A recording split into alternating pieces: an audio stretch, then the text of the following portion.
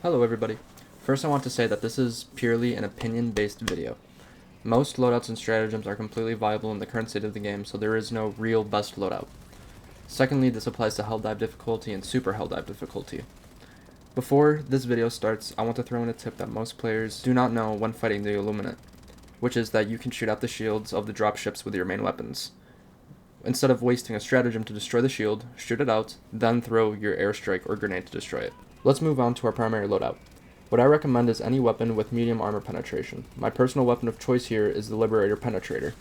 The reason for this is because you want your primary weapon to be your main against the heavy infantry like the overseers, watchers, and occasionally very weak harvesters when shooting them in their weak spot.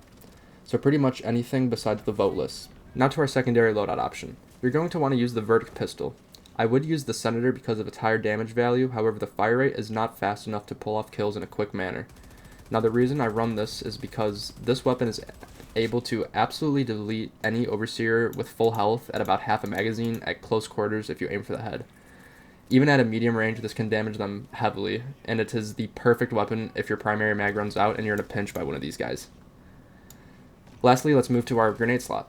Here, I would honestly say run whatever you want or what playstyle fits you more. Smoke grenades are super fun to use to evade enemies and makes the whole battlefield way more immersive in my opinion.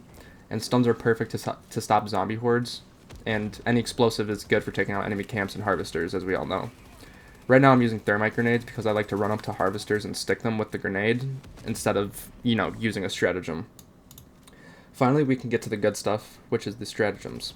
Unlike every battlefield we fought since release, we aren't fighting in a vast open battlefield.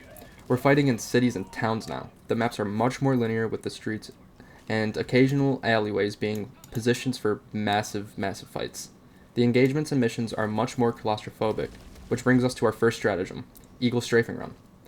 First of all, you get 5 strafing run charges at a time, before the pilot has to reload, obviously, which 5 is way too much, like in my opinion. But secondly, it makes clearing streets that much easier of the zombie hordes and overseers, and the overseers get absolutely deleted by this stratagem, and you get 5, like I said. Not to mention, it can also easily take out harvester shields and do considerable damage in one use if it's placed properly. And it is the perfect ad clearing stratagem whilst in the streets, bro. It's so fun to use when you're just stuck in, at the end of a street, a zombie horde is coming at you, and you just blast them away with one run. It's crazy. Our next and last stratagem in the airstrike variety is the good old reliable Eagle airstrike.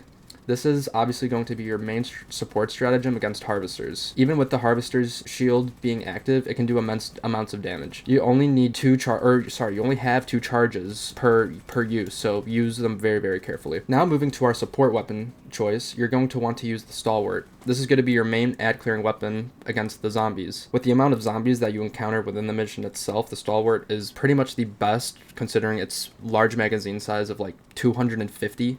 As well as the ability to reload while sprinting, which is ultimately the deal breaker when it comes to this decision in my opinion. Now the final stratagem you want is the jump pack. As I said before, the maps are much more linear in design. Relying on just sprinting away from hordes of zombies and aliens with laser staffs, it just isn't viable in higher difficulties. The jump pack will make repositioning and evading that much easier as opposed to just having a shield backpack but no mobility.